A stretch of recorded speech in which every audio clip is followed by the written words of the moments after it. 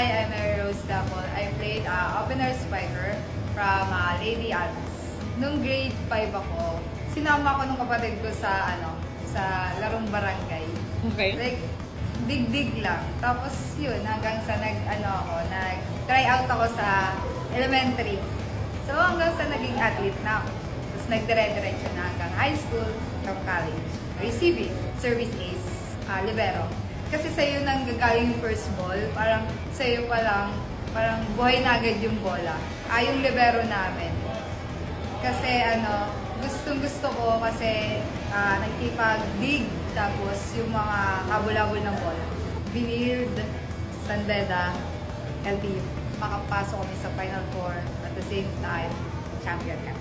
Hi, I'm Mary Rose Dapol from University of Perpetual Health.